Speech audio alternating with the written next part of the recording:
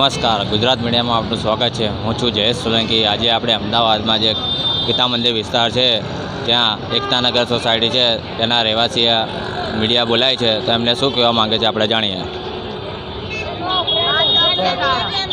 બોલો બેન, શું કહેવા માંગે? શું નામ તમારું? અને પારુલબેન રાઠોડ. શેની સમસ્યા છે તમારી? અરે આ જે પ્રાથમિક સુવિધાના પ્રશ્નોમાં એવું છે, એકતાનગર ગીતા મંદિર મજૂર ગામની સામે અમારે હું એમ કહી શકું છેલ્લા 2 મહિનાથી પીવાનું પાણીની બહુ તકલીફ છે. ઘરે ઘરે ગટરો ઉભરાય છે અને ગટરનું જ પાણી પીવે છે. ઘરે ઘરે ઝાડા વામિટ થઈ ગયા છે. છોકરાઓને દાખલ કરવા પડે છે. અને તમે એમ કહીએ ને કે પ્રાથમિક સુવિધાના ટોટલી પ્રશ્નો જે અમારે શું કહેવાય, આ બ્લોક તૂટી ગયા છે, એમાં ઉંદરડાનું દરનું, પછી પાણીનું, પીવાના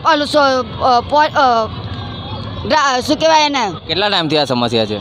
છેલ્લા 2 મહિનાથી કે વધારે 2-2.5 મહિનાથી આ ચાલુ છે. અને ઘરે ઘરે બીમારીના ઘર છે, ખાટલા બધાને ઝાડા વામિટ થઈ ગયા છે.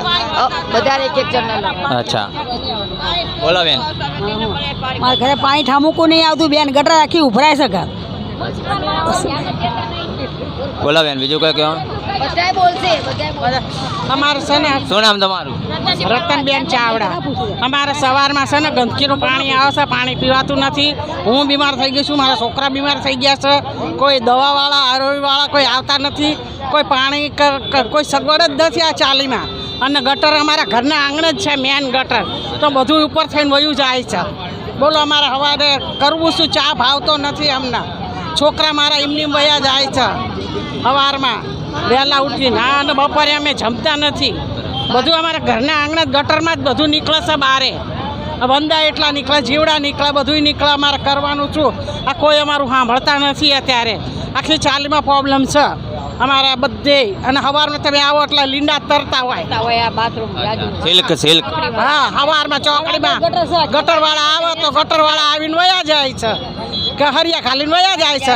નથી ખોલતા, નથી કાંઈ કરતા. કચરું કાઢે તો 15 દી લગી આંગણે પડ્યું રહે છે. એટલે કોઈ અમને અહીં સુવિધા છે નહીં.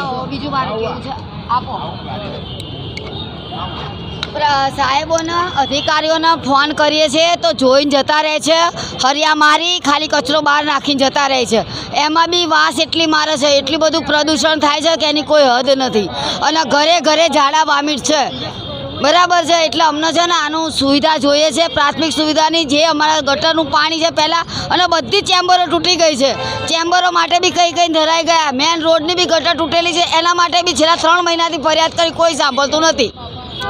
ચાલો, બધાને આપો. સાહેબ, અઠવાડિયાથી મારે બહાર નાહવા જવાનું, બહાર સંડાસ કરવા જવાનું. ખાસ છતાં અમારે હેરાન થવાનું હોય કે બોલો બીજું.